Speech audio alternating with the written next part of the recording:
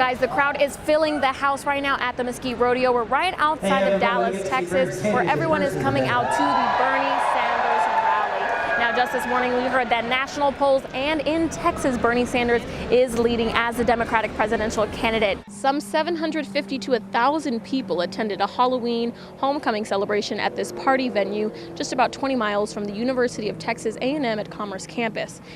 Now, every single seat in this rodeo was full. Investigators say that the gunman actually entered through the back side of the building, through this back entrance just right around here.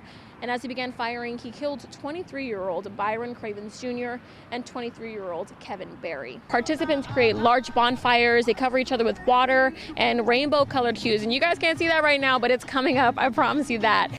One of the new and truly unique events here that is taking place at the state fair, surprisingly, has nothing to do with food, animals, or the Midway itself. In fact, it has nothing to do with humans at all. It's called Fiestas de Marionetas.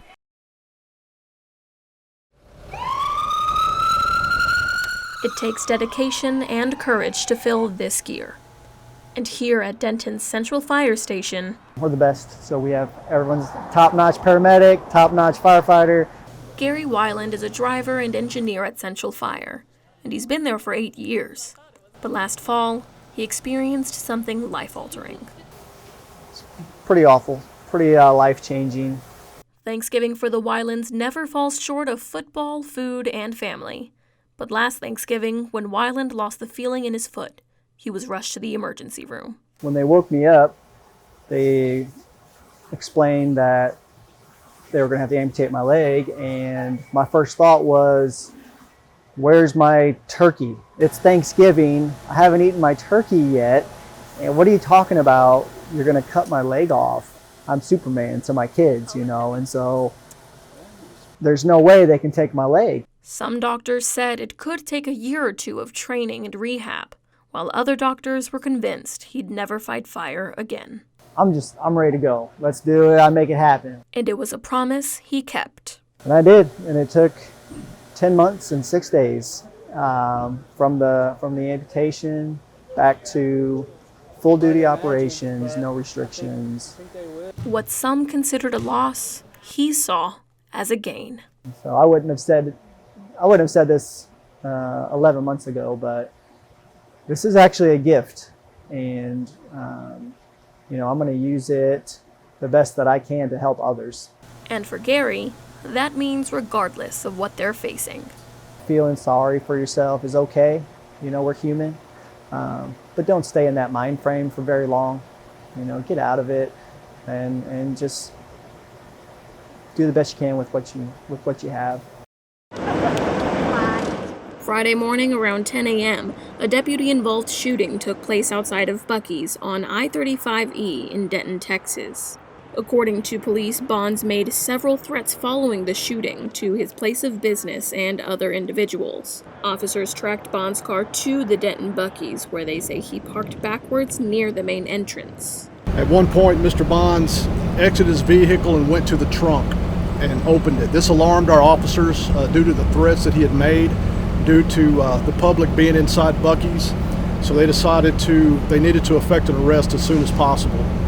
A sheriff's vehicle was used to block Bonds from fleeing the scene. And according to officials, Bonds returned to his car and grabbed a handgun, leading to 2 warrant deputies opening fire. He was transported to the hospital and has been declared deceased. Sheriff Murphy also said it's always tragic when a life is lost, but he's thankful no one else got hurt.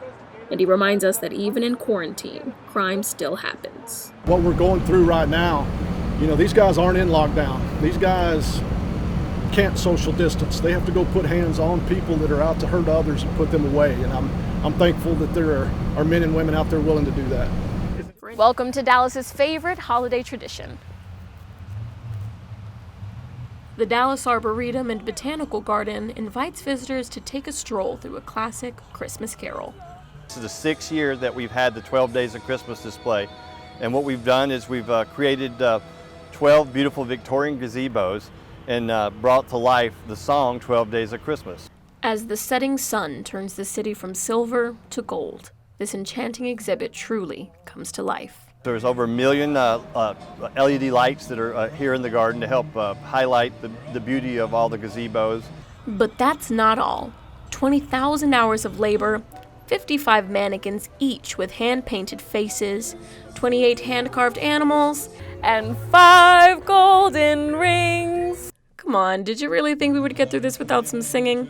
And you might want to join in as you tour because each gazebo plays a variety of songs to add to the magic. The Arboretum's such a safe, nice place to come, and you can move around freely here, and you're outdoors, so with the weather, if it's cold, you bundle up, and it really is a fun Christmas experience for the family. I think So that's what's come, really nice all about it. ye faithful, to see these whimsical gazebos spread across all 66 acres of the Arboretum.